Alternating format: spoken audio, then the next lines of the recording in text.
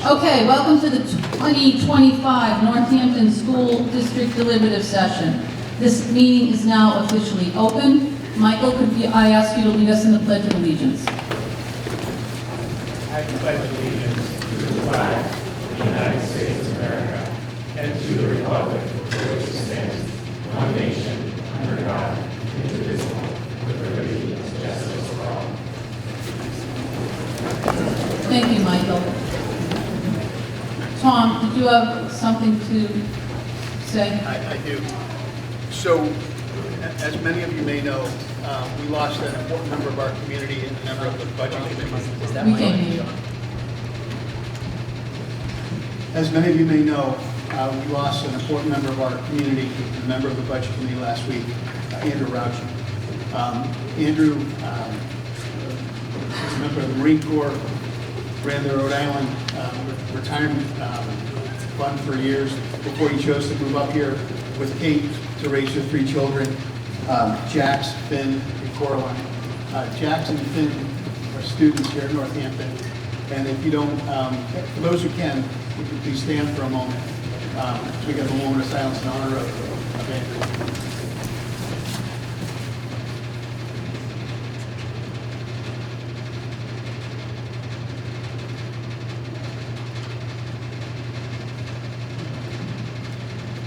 Thank you. Please keep the Rauchi family in your thoughts and prayers. It's a tragic loss. Thank you, Tom. Okay, I'm going to start with some introductions. We have our supervisors of the checklist today. They are Jane Morse, Kevin Murphy, and Joanne Knox. If any of you who are seated haven't checked in yet, you need to get back in that line to make sure you get your voter card. School District Clerk is Susan Buchanan. School Board Chair is Michael Gendra. We also have Vice Chair Lisa Gagalis, Ashley Haas, and Wendy Wallace. Principal is Susan Snyder. Assistant Principal and Curriculum Coordinator is Rebecca Carlson somewhere. Oh, there they are over there. And Director of Student Services, Dina Jensen. Associate Superintendent for Finance and Operations is Matt Ferrara, and our legal counsel is Robert Casasa. Chair of the Budget Committee is Tom Von Jess. We also have members Sean Dion, Larry Miller, Jerry Ganazzo, Paul Martino, and James Sununu. I'm your moderator, Bobby Burns, with our assistant moderator, Bill Pelletier. Thanks to Rel for doing the room setup tonight, and thanks to John Savastano and Nick Alpers for doing our broadcasting. The school deliberative session is our opportunity to meet as a legislative body. This is a gathering of all registered voters who wish to participate. This is not a school board meeting, nor is it a budget committee meeting. Though both school board members and budget committee members are here today, they are participating as registered voters, just as you and I are. This is your meeting. As such, if you don't understand something or need clarification, ask me. At today's deliberative session, we will deliberate and amend articles. Actual voting on the warrant by casting official ballots will be held on Tuesday, March 13th, here at the school from 8 a.m. to 7 p.m. Accordingly, we may amend or modify, but not change the subject matter of any article. Discussion will be limited to what can be done at this meeting. We will not vote to put an article on the warrant. All articles, either as is or amended, will be on the official ballot. Each article will be projected on screen. The article will be moved to the floor and seconded. I will then recognize Matt to provide a brief explanation of the article. Then others will be allowed to speak. We have some basic rules. This is a meeting of registered voters. Others may attend, but non-voters will generally not be allowed to speak. School administrators, even though they may not be registered voters, will be permitted to speak for purposes of providing information and clarification. Please come up to the microphone to speak. If you can't come to the microphone, let me know and we'll bring it to you. Please show your voter ID card and state your full name for the minutes. Please address all comments to me. Only one person has the floor at a time. Discussions between parties is not allowed. Once you have asked your question or made your comment, I ask that you yield to the next person speaking. If you are proposing an amendment, I may ask for it in writing to ensure that we record it properly. We will discuss only one amendment at a time. This This is just to ensure that we get everything straight. Please keep in mind, every individual in this room wants what they believe is best for the school. Their idea might be a little different than yours. All those wishing to speak will be allowed to speak before any speaker has a second chance. Remember, any article or amendment to an article can be reconsidered at any time, unless a vote is taken to restrict reconsideration. Once reconsideration is restricted, the article cannot be reopened. We have 2 school board positions open for a 3-year term. If you're one of the individuals running and you're here tonight, if you can either stand up and raise your hand, that would be great. Jennifer Smith. Hillary Brown. I see Hillary back there waving her hand. Michael Gendra. And Andrew Heitman. All right, very good. Thank you very much. Okay, we're going to start with Article 1, which is the budget. Do I have a motion to move Article 1 to the floor? Yes, I make a motion to move Article 1 for discussion. And a second? I'll second. Matt, would you speak to this article? Thank you, Bobby, and good evening.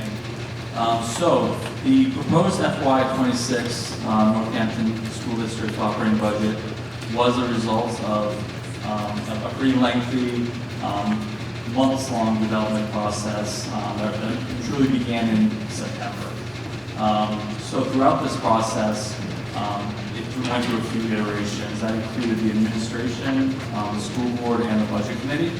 And they took great care in reviewing the budget and refining the proposal, really to ensure that that it aligned with our school's needs and our budget priorities. So this budget was developed with or utilizing a zero-based budgeting approach. That means that we assessed or we made an assessment of each individual department as well as line item, really from the ground up. We determined exactly what resources, materials, and supplies were necessary, and we also conducted a staffing analysis to determine what personnel was needed in each individual department, whether that was our facilities, food service, technology, our teachers, special education. And we conducted that analysis really to support our overall school's vision and our goals. We did align this budget with our school board approved technology plan, as well as our capital improvement plan that is also school board approved and is brought forth to the Northampton Capital Improvement Plan Committee at the town level. It is aligned with our rolls up to our SAU 21 Portrait of a Learner strategic plan. That was a process that was conducted over the last approximately 2 years to develop goals that are consistent across our member districts to create those goals, benchmarks, metrics for how we want our students to graduate and enter into our world, right? Post 12th grade. And then finally, we are aligning our goals with our school improvement plan that is developed here at the building level. That's again aligned into that portion of our plan. So at the heart of our work is really a commitment to that vision, that vision of developing caring, kind, and curious students. And we do that by fostering essential 21st century skills, and that includes communication, critical thinking, problem solving, empathy, integrity and responsibility, a learner's mindset, as well as perseverance. So I do want to extend my sincere gratitude to our leadership team, Susan Snyder, Rebecca Carlson, and Dean Jensen. They did a great deal of work collaborating with our amazing teachers and staff in determining what those budgetary needs are and really prioritizing students They really are student first. That is their focus, and that's why we're all here. I also want to recognize the hard work and commitment of both our school board and our budget committee. They both played a crucial role in ensuring this budget is both educationally sound as well as fiscally responsible. So thanks to their dedication, we are presenting a budget that supports continued academic excellence. It fosters full student development and remains mindful of cost efficiencies. We do want to always ensure that every dollar is invested wisely. We know that not all of our community members have students in the school, so we want to be as transparent as possible and ensure that everyone knows exactly how we are spending the money for our students in our community. So I had mentioned our improvement plans, our strategic plan, and how we align this budget to our goals. And this FY26 budget was designed to meet those SED 21 Portrait of a Learner and school improvement plan goals, which really prioritizes the holistic development of every student. So that includes some key objectives. That includes expanding the use of outdoor spaces. That's to both enhance academic learning as well as social skill development. We're looking to strengthen our multi-tiered system of support, or MTSS, and that's in order to ensure all students receive appropriate challenges as well as interventions for students that may be struggling and need support. We have a goal to foster a positive school culture as well as climate, and that's through an initiative to improve our communication as well as our responsiveness to community needs.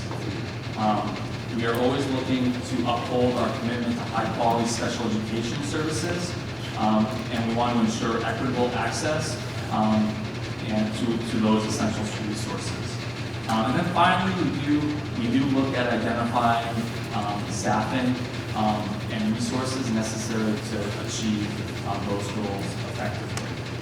So we feel that this budget really does reflect our dedication to creating an engaging, inclusive, as well as a supportive learning environment for all of our students.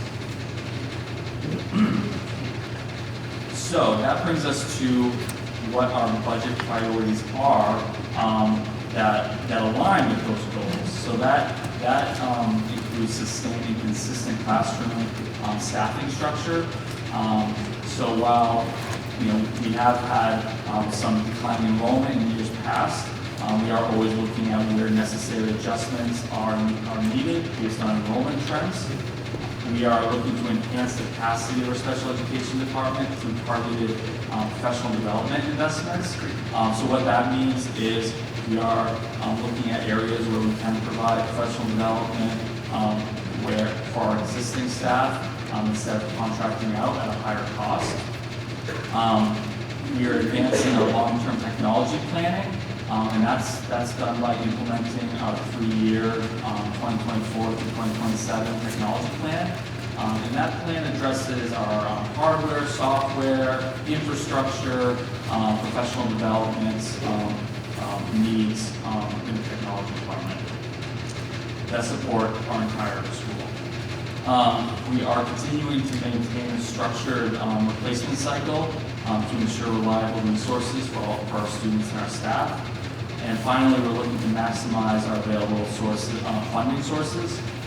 That includes utilizing any available competitive grants that we can apply for and receive, as well as leveraging our expendable trust resources in order to support some of these strategic investments. So this budget does reflect a thoughtful, forward-looking approach that prioritizes student access, student success, staff development, and responsible financial planning. So when we look at what we're budgeting for, one data point is assessment, is our achievement score. So that doesn't paint a whole picture of student success, but we do feel it's important that we do monitor how we are doing relative to other SAU 21 schools, as well as the state as a whole. So the achievement score results do demonstrate that Northampton School students that surpass state averages pretty significantly in ELA, math, and science proficiencies. This is really strong academic performance, and it truly reflects the dedication and excellence within our classrooms. That's driven by our high-quality instruction, well-developed curriculum, targeted interventions, and strong leadership. When it comes down to it, we really have amazing teachers that do an excellent job, and we're, the administration is here to support them, working with our students. So these results really do highlight the school's commitment to fostering student success, as well as continuous improvement.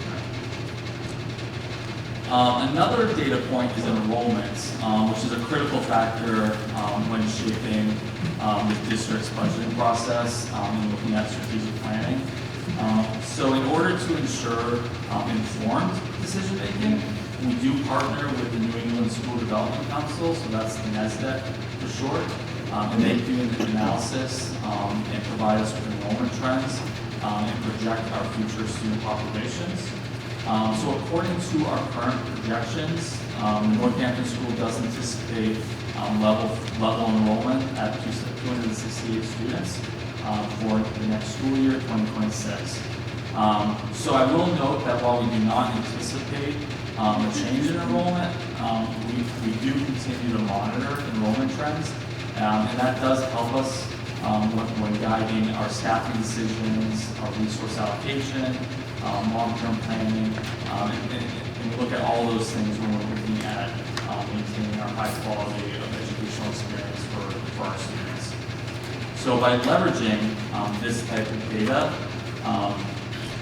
the district does remain committed to proactively adapting to any enrollment changes while still upholding our mission to support student success. So the 2025-26 classroom configuration and staffing at the school has been carefully planned, and that is in accordance with our class size guidelines. That is a policy that was established by the school board. Staffing allocations ensure that we meet the optimal student to teacher ratios, and it allows us to create a balanced, supportive, and effective learning environment at all of our grade levels. You'll note that the class sizes are intentionally structured with smaller groups in the early grade levels, and that's meant to support our foundational learning. And you'll see that it gradually increases in the upper grade levels, and that follows research-based best practice approaches when it comes to class sizes. So this approach does reflect the district's commitment to high-quality instruction, our personalized learning, and academic excellence, and it does ensure that all of our students receive the support and resources that they need in order to thrive. So embedded in the budget are cost of living adjustments for our three classifications of employees. So we have two unions. We have our teachers union and our paraprofessionals union, as well as our non-union employees. Our non-union employees are our facility staff, our food service workers, our technology personnel, administrative assistants, as well as our administrators. So the cost of living adjustment for the two unions, those are both determined by their collective bargaining agreements, so their CBAs. Those are both contractual, and as you'll note, those were previously approved by the community at ballot. Those are both 4-year contracts that we're in the midst of. And those agreements do ensure predictable and fair salary adjustments for our union members, really the talents in the school, our teachers and our educational associates. For our non-union employees, we determine the COLA based on the rate of inflation. So we utilize the Consumer Price Index, so that's CPIU, for our geographic region, the Portsmouth area. And from July of 2023 to July of 2024, CPI did increase by 3.5%. So as such, we are recommending a 3.5% cost of living adjustment, and that is SAU-wide for all our non-union employees. And again, that adjustment does ensure that wages do remain competitive, reflect economic conditions, while also maintaining financial responsibility within the district. So that brings us to our budget proposal. So the FY26 Northampton School District operating budget is proposed at $10,582,349. That does represent a 3.91% increase of $398,118. I will note the proposed budget is below the default budget by $4,687. And that's really reflective of our commitment to fiscal responsibility while meeting the district's educational needs. That increase reflects maintaining and enhancing educational services while ensuring continued growth and success in schools. The default budget is determined by the prior year's budget and then increased by contractual or legally mandated items or decreased by those items and then reduced by any eliminated positions or any one-time expenditures. So the fact that the default budget is actually higher shows the legally and contractual obligations that we are required to incur that are out of our hands.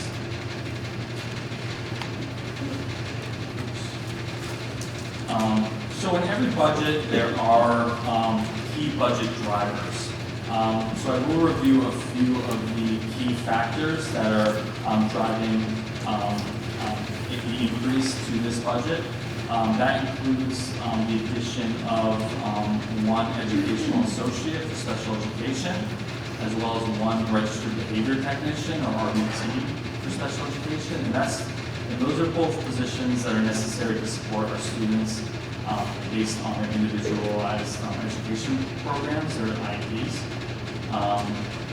Again, those are legally mandated items, based on state and federal law. So, additionally, we do have some salary adjustments that I just mentioned in the cost of living. We do the cost of living adjustments. So the budget is accounting for those COLAs and step increases for our two unions as well as our non-union employees. Additionally, our health insurance has a 4.8% health insurance premium increase. This is a direct result of rising healthcare costs. Across the board, we've seen the effects of inflation.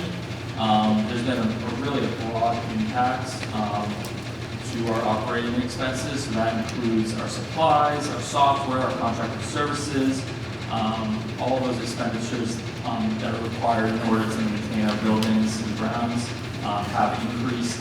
And these cost escalations are accounted for in the budget and are necessary resources for our infrastructure. So this is a key, a really important chart to look at because when you look at the overall budget, there are really three factors that are driving the increase. And that's health insurance, the health insurance premiums I just referenced, which is $109,215. It's the special education costs, which represents $77,260. And then our cost of living adjustments that represent just over $212,000 increase. So those three areas contribute to a $398,961 increase, whereas the remaining 120 accounts actually see a decrease of $843. So at this point, I'm going to go into the budget in detail. I'll quickly summarize, I say quickly. I'll try to make it as quick as possible. I found it funny that Bobby mentioned I briefly summarized the each warrant article. I will briefly summarize each budget or departments and then indicate the reason for the increase or the decrease as quickly as possible. So our general education budget is $2,606,561. That is an increase of 2.52%, $64,111. And that's driven by salary adjustments, an increased ESOL contracted services, and tutors. The reduction in supplies and the transfer of the project adventure inspection costs did help offset some of that increase. However, I will note the project adventure inspection cost, that was just moved to a different account, so you'll see the corresponding increase elsewhere. Our special education budget is increasing by 6.02%, $114,445. That brings us to a total of $2,014,140. And that's attributed to the additional staff, the educational associate and the registered behavior technician, as well as increases to professional services and salary adjustments. We did see some reductions in tuition for our out-of-district placements, as well as a transfer from a portion, 30% of our psychologist cost to the guidance to reflect, better reflect the actual services being rendered by the school psychologist. So our student activities budget is $140,577. That's a 5.52% increase, or $7,359, and that's primarily due to a loss of Title IV funding, as well as an increase in our student participation. We did offset it slightly from transferring the project adventure inspection costs. I will note throughout this budget, we did incur some additional costs due to lack of or a loss of grant funding at the federal level. So we did lose all of our Title IV funding, as I mentioned. We had no Title I funding as well. Our guidance budget is increasing by $24,050. That's a 27.9% increase, or $112,842 in total. And that reflects that school psychologist salary being transferred into the guidance account. So that's 30% of that salary.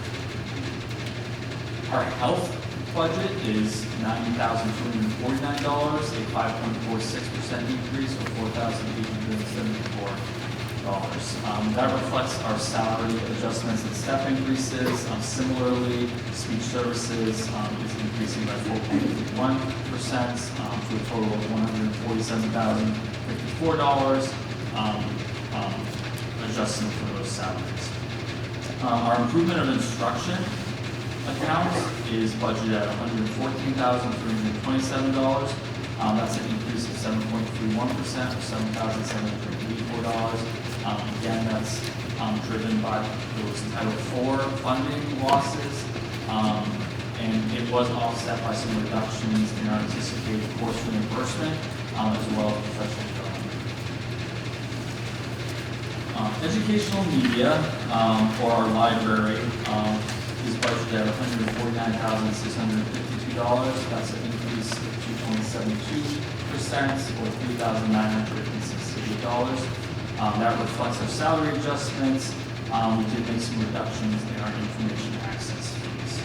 Our technology budget is $349,488, an increase of 7.28%, or $23,707. That includes our equipment replacements, increased software costs due to inflation, new phone system replacements, and expanded educational tools. I will note that this technology budget does align with our 3-year technology plan. Our support services is budgeted at $90,000. That reflects no change. That is the cost of the school resource officer that was approved at the March 2023 ballots. I'll note that that's currently not filled. However, we are hopeful that will occur. Our Board of Education budget is $31,024, an increase of $842 or 2.79%. That is due to higher audit costs. We did enter into a 5-year contract for our third-party independent audit that we conduct annually with Plotkin and Sanderson. We also are seeing some increased costs for advertising. So that brings us to the SAU services budget, which is a decrease of $14,387 or a reduction of 4.81%, for a total of $284,360. I will note that the Northampton's portion of the SAU allocation is 12.85% of the total SAU budget. And the district really benefits from the SAU 21 structure in that it provides an efficient and cost-effective service delivery model. And that's achieved by pooling resources and expertise across our multiple districts. So this collaborative approach does enable us to leverage economies of scale. It lowers operational costs and really ensures high-quality services.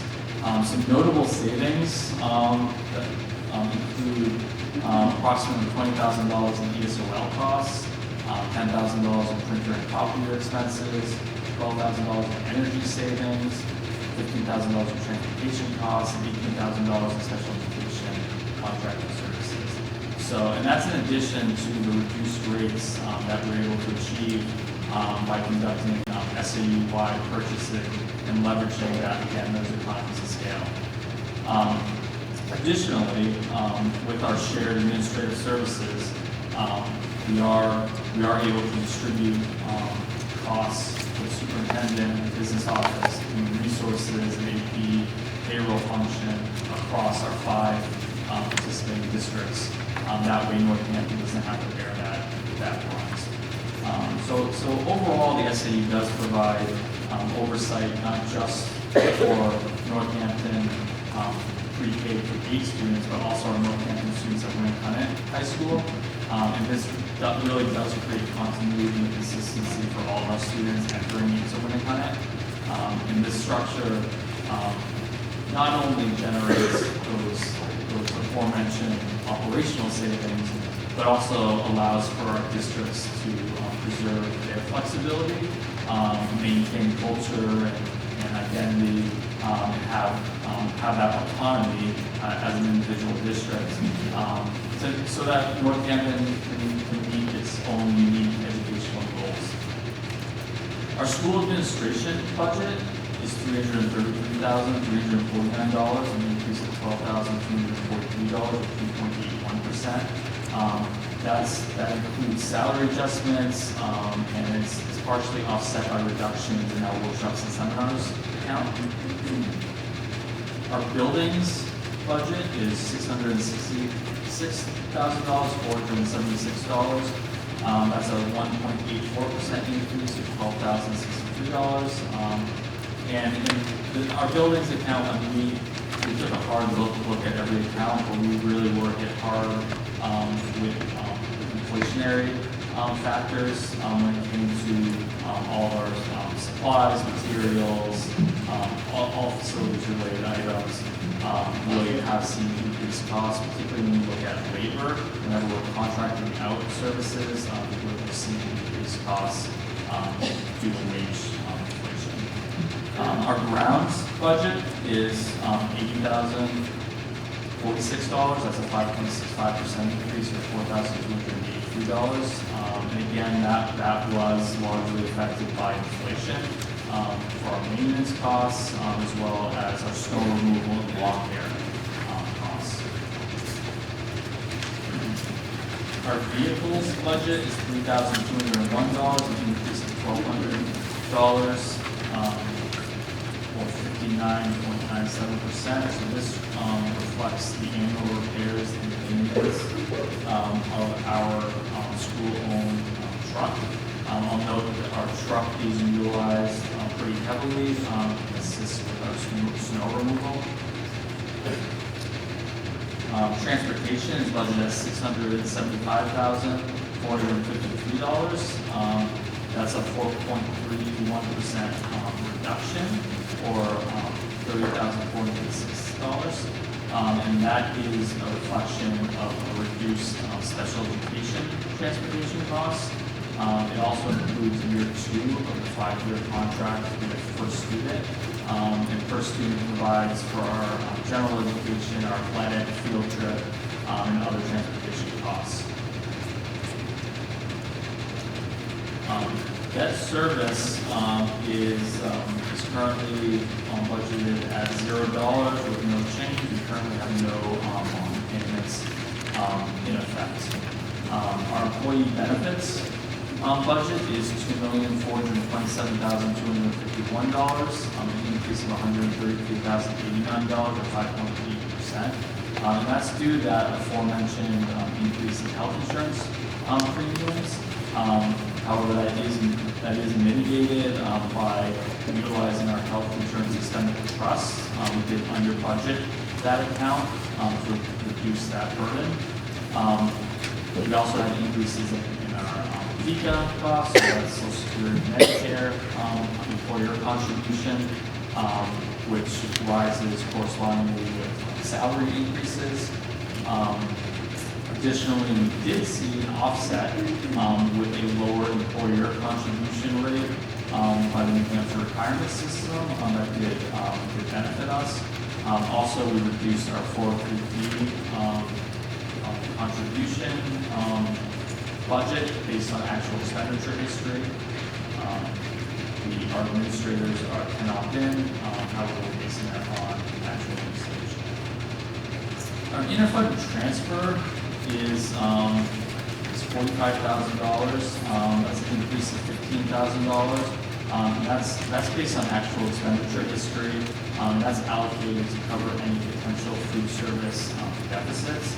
So all the accounts that I just reviewed consist of the general fund, and that's separate from the food service fund. So if the food service fund runs a deficit, the general fund needs to fund or cover that deficit.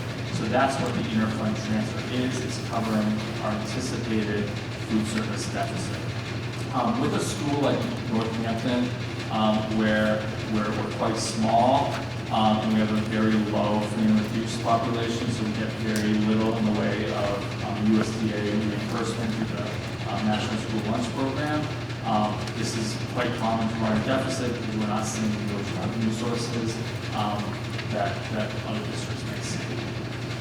So our food service budget has increased by $8,019 or 3.76%, to a total of $221,198.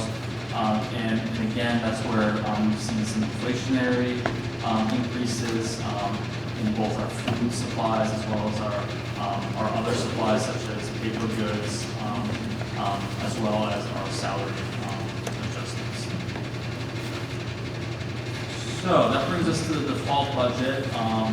As I mentioned earlier, the default budget is $4,687 more than the proposed operating budget.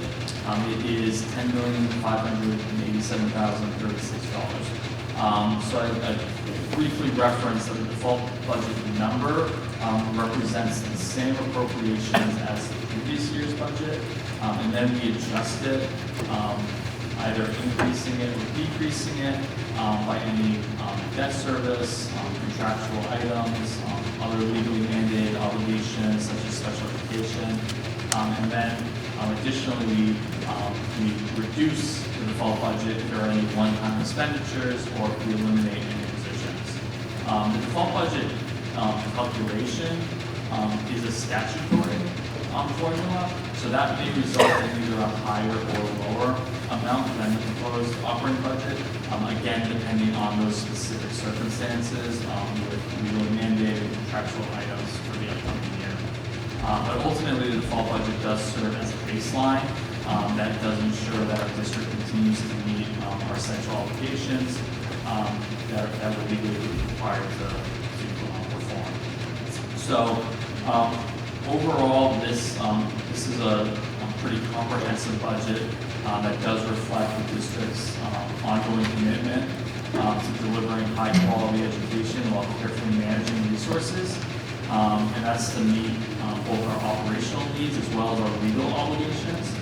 This budget does reflect careful planning to balance the district's educational priorities with the practicalities of rising costs, as well as contractual obligations, and then including strategic adjustments to ensure that our resources are allocated efficiently to meet both our short-term and our long-term needs for the school.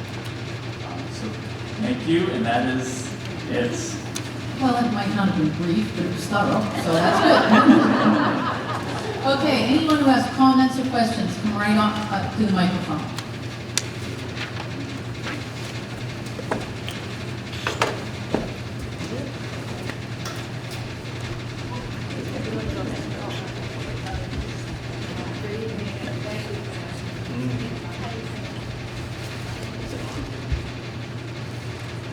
Hello?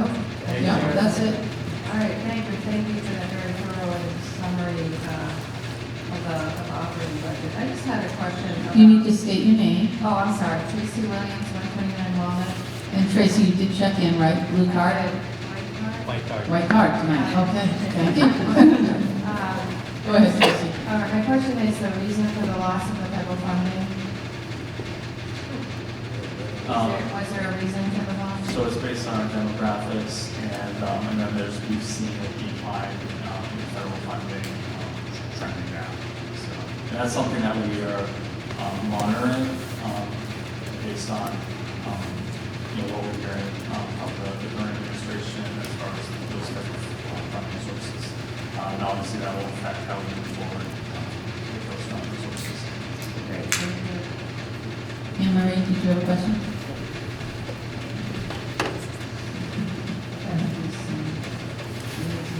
Other people, which I don't think. Anne Marie, you need to state your name. Can everyone hear Anne Marie? No. You need to get closer to the mic. Is it, oh, it is on. I'm make sure that you're not going to state. So, Speak right into the mic. thank you. Okay, so I have a couple questions. First of all, the first one is, how many students in 8th grade complete Algebra 1 in the school?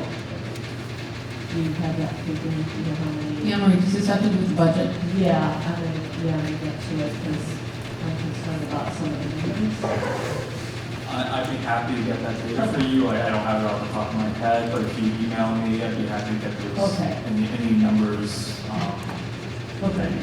requested for students. You put up the Northampton numbers, but as I'm looking at the Winnicott proficiency scores, they're on a trajectory downward from 42% now down to 36% proficient in math. So I'm wondering, in the operating budget, is there any, or maybe it's out of Winnicott, is there any plans, since this is a 3-year trend going down, are there any plans, like have any plans been put forward in terms of how to address that? Anne Marie, we're not talking about Winnicott tonight. Right. But we're paying to Winnicott, correct or not? I guess that's my question. I just want to make sure that we're covering enough expenses. I think you would want to go to the Winnicott Deliberative Session. Okay. Then we can just forget that. The resource officer is budgeted, it was budgeted last year too, correct? Correct. So if maybe, I just want to understand it, maybe you can explain like why we budgeted it last year if we didn't have somebody working the job, and then why would we budget it again this year? Is there a reason why did you return the money? Is that how that works, or how did that work because we passed somebody last year. Yeah, so the community voted to add a school resource officer. Unfortunately, we've had some staffing issues at the police department that we're working through. We've been in close contact with the chief, and we hope to have someone in place shortly. As far as the money goes, that is returned to the town if we don't utilize it. So that goes into our unreserved fund balance that does offset tax assessment. That's what we need. Any other comments or questions on the budget? Okay. I'm sorry, I'll note that we do have some part-time SRO work. We just don't have a full-time position. So just to clarify, sorry. Okay, it looks like there's no other comments or questions on budget. You're up.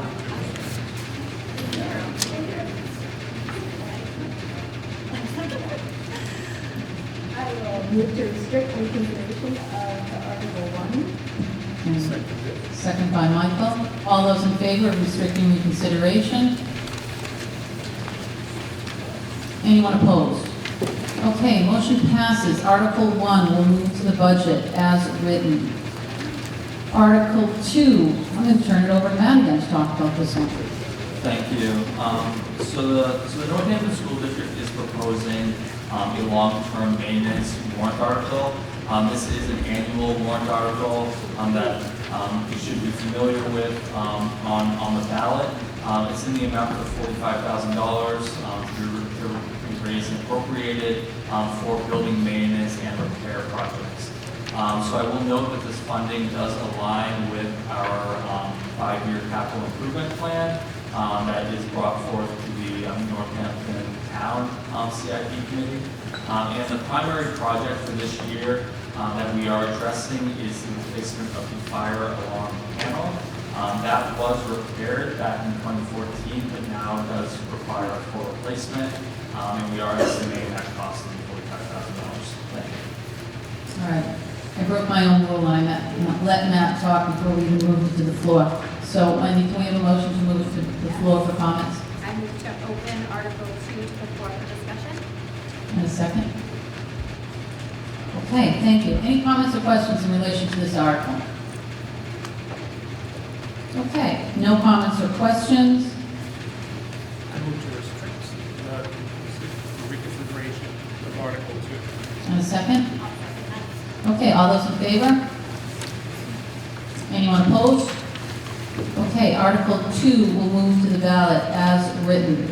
Article 3, the roof. Can I have a motion to move Article 3 to the floor? Michael? To open the article for discussion. Perfect. Second, Matt? Thank you. So the school district is proposing a warrant article to raise and appropriate $101,955 for the replacement of the shingled roof, and that's above the gym lobby entrance, the kitchen, the cafeteria, and the main office. We have collaborated with a roofing consultant to assess the condition of all of our roofs, and we do have a roof replacement plan, and this is actually the last roof for a while. And that's in order to prioritize our roof replacements in order to prevent roof failure, any sort of water penetration or further damage that could result in much larger costs than this approach. So the roof replacement project, again, is part of the district's 5-year capital improvement plan that has gone to the town CIP. Thank you. Okay, any comments or questions in regards to the roof? No? Okay. I will move to restrict reconsideration of Article 3. Yes. Okay, Article 3 moves to the ballot as written. Is there anything else that anyone would like to talk about in regards to this deliberative session tonight? Okay, seeing that there's no further comments or questions, I'm going to thank you all for coming tonight. Since Anne Marie happened to note some questions on Winnicott, Thursday night is the Winnicott deliberative session if anyone wants to attend that. And then remember, voting will be here on March 11th, 8 a.m.